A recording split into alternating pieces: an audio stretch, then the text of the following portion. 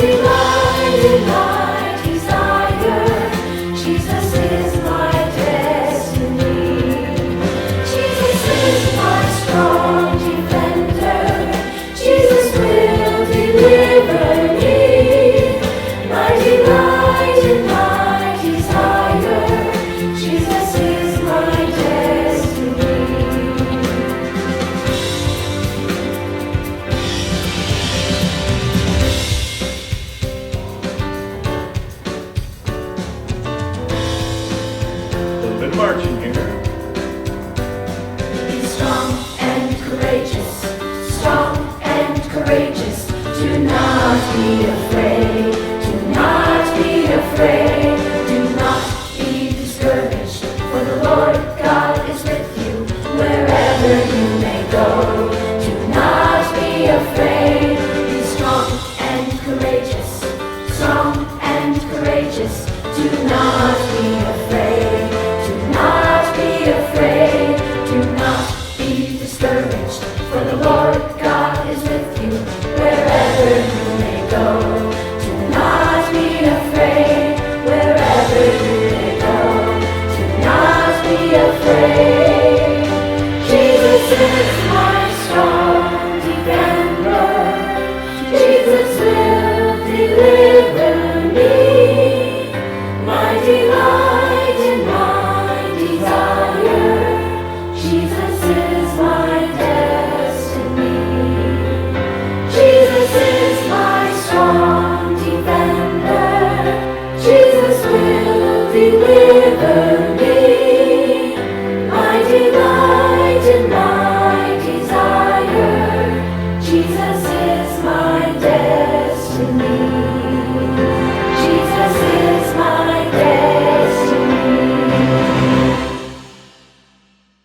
So as we've been talking with our day campers this week, we've used the story of Joshua to address some of today's fears and uncertainties.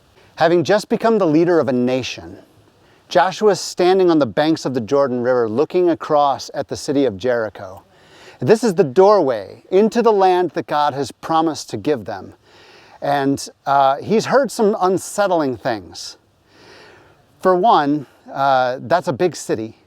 And there are reputedly giants in the land. So what must he be thinking?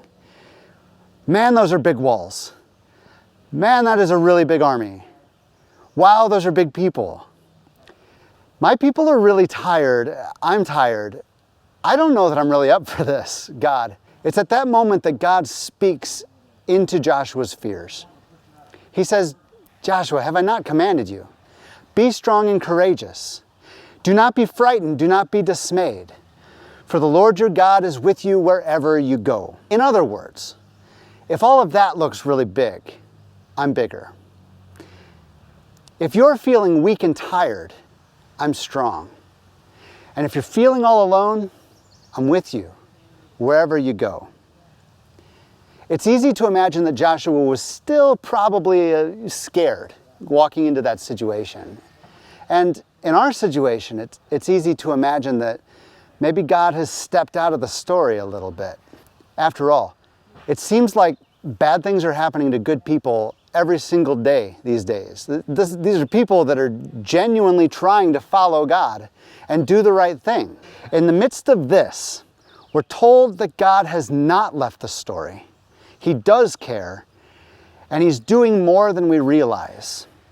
I'm thinking of what we're told in Lamentations 3:22 and 23. Because of the Lord's great love, we are not consumed. For His compassions never fail. They're new every morning. Great is your faithfulness. Through all of our fears and uncertainties, there is love that keeps us from being utterly consumed, which makes me wonder if we haven't really seen the worst of things after all. As we watch the institutions of man being tested and found lacking, there's compassion that never fails us. And as every day seems to bring some new grief or tragedy, there is faithfulness of God that greets us with constant resolve. And if that's what God has been up to, then what's our response? Well, we read it already. Let's rewind a little bit. Have I not commanded you? Be strong and courageous.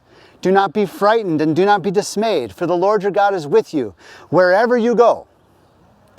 And why would that matter? Well, interestingly enough, our ability to be fearless in the midst of tragedy is a huge part of our testimony in the world.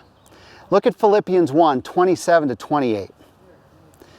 Only let your manner of life be worthy of the gospel of Christ, so that whether I come and see you or am absent, I may hear of you that you are standing firm in one spirit, with one mind striving side by side for the faith of the gospel, and not frightened in anything by your opponents.